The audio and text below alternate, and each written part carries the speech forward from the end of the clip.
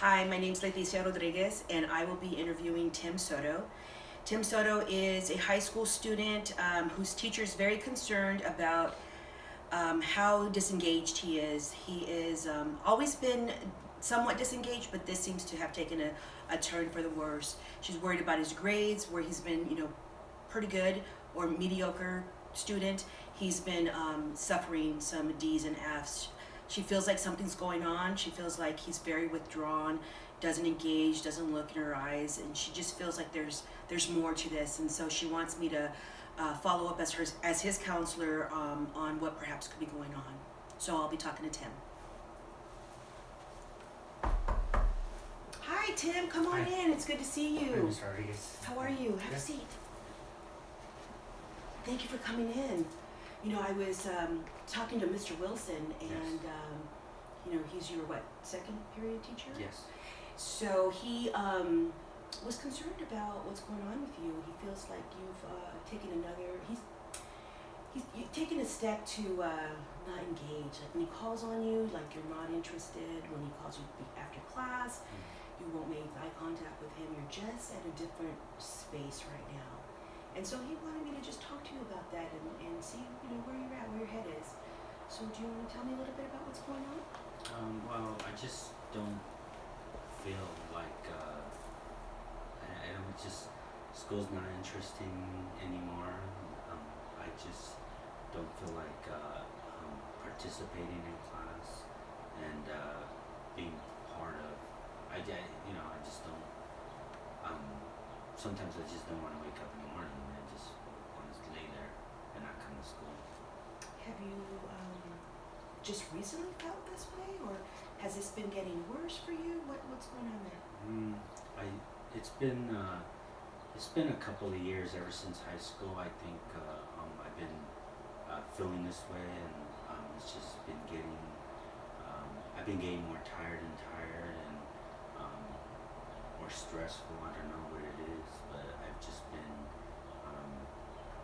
feeling like I don't belong. Well, let me go back. Let me stop you right there. When you said ever since high school, since you started high school, it's been feeling like it's getting progressively worse. Do you feel like it's a medical problem, or do you feel like it's something going on with you and your environment? Well, I don't know what it is. I just, in junior high, I had a group of friends, and we were what I thought was close. And once we got into high school, it seemed like the group of friends that I thought I was in the same circle with have all, they don't include me in in whatever it is that they do. If they have a party, I don't get invited. If they take pictures, I'm not in the picture. But when I am in the picture, there's someone who make fun of me, and so they make me feel like I don't know if I don't belong, or if I shouldn't be there, or if they're not my friends, or I don't know what it is, but it's made me feel empty, and I don't have control over over this feeling. So that must make you feel terrible. I'm so sorry that's happening to you. That is not nice for those guys to do that to you. How long would you say that's been going on? It's been going on mostly this year. Started last year, but this year more, and it just so ever since I just don't want to come to school, and I just lay there and just tell my mom to call. That I'm sick, and to call the office, let them know I'm not coming in. Gosh, Jim. So you said something that is a little concerning to me. You said you feel empty. You haven't had any, ideas, or, in your mind have thought about hurting yourself in any way, have you? Well, I do cut myself, every now and then, because I feel that that's the only thing I can control is when I hurt myself, and that's the only control I have. Wow. Tim, that is just terrible that you feel that that's something that you need to release some of your pain. That really breaks my heart. I have to remind you, Tim, I have the disclaimer on my wall that all my students are aware of. We've talked about it at orientation as well, that I'm a mandatory reporter, and a mandatory reporter means that if there is a danger to self or others, or the person is gravely disabled, I have to make sure that I get them safe. Do you understand that? Yes. Okay, I'm really glad you do. So the fact that you're already cutting yourself just is something that is bigger than me, and I'm gonna need help to support you. But I want you to know, Tim, that I'm here as your counselor to walk you through this entire process. And this will require me to talk to your parents. Now let's talk about that. How do you think do your parents know? No, they don't know. Do they know anything about what's going on? No. It's just it's like I don't think that they would. I don't want them involved because I don't know what. I mean, I don't even know what's going on because it's not their problem. It's mine, so I have to deal with it. So I don't know if they can do anything to help me. Well, hang on. So sometimes we think that as youngsters that our parents don't know what's going on. It's not their problem. But guess what? They're your parents, so you are their problem, and they are there for. They love you, right? They show you love. Yes.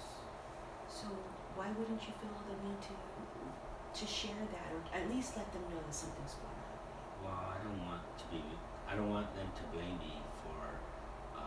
I don't know if they know about my grades going down and things like how the way I feel, and I don't want them to be mad at me because I let my grades slip, and that I don't have if I have issues with friends, and I don't want them to blame me for that, and I don't know.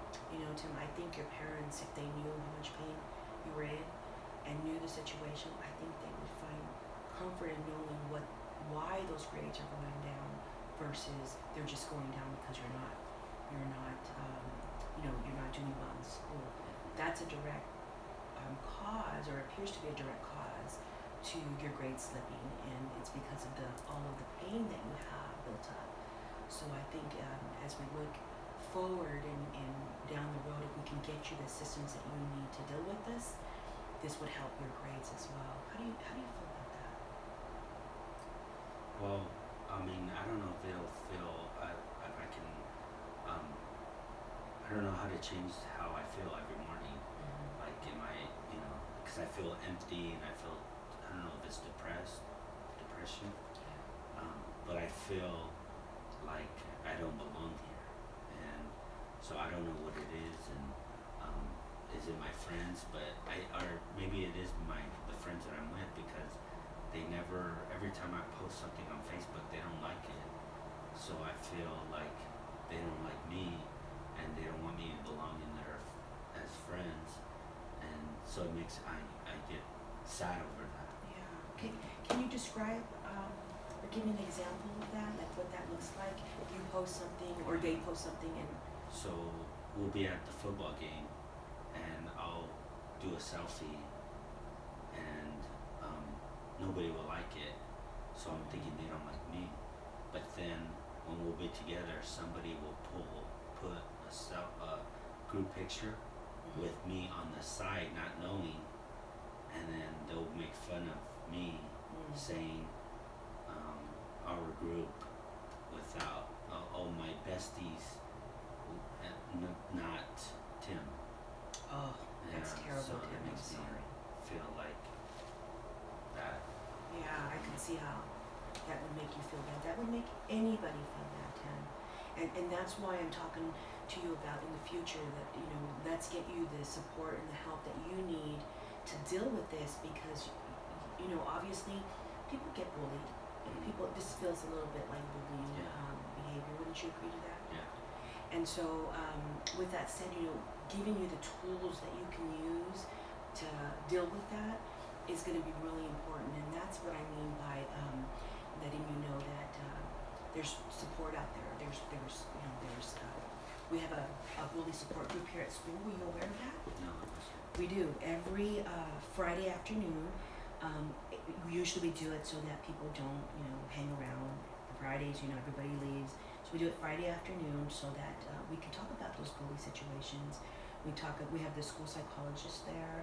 We gather people from the community to help us discuss these things. That's your example of what we see that all the time in that setting. So I would like for you very much to participate in that, and so you can see, one, that you're not alone, and two, it'll give you the tools that you need to learn how to deal with that.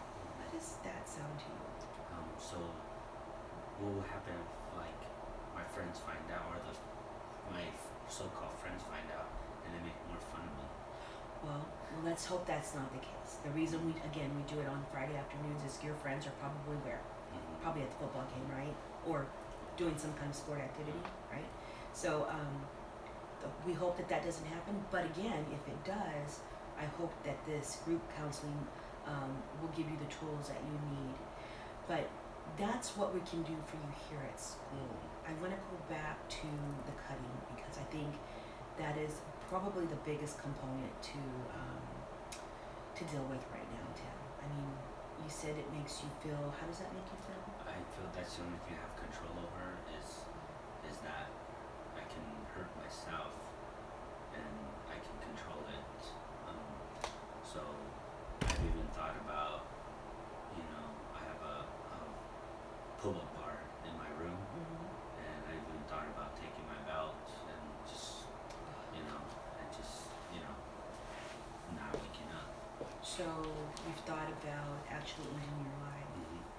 Okay, and you would do it with the belt, and you would put it on the pull-up bar and just,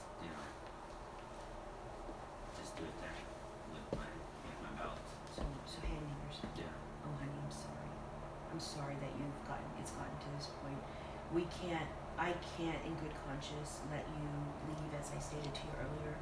I'm a mandatory reporter, and so I've got to get you the help that you need.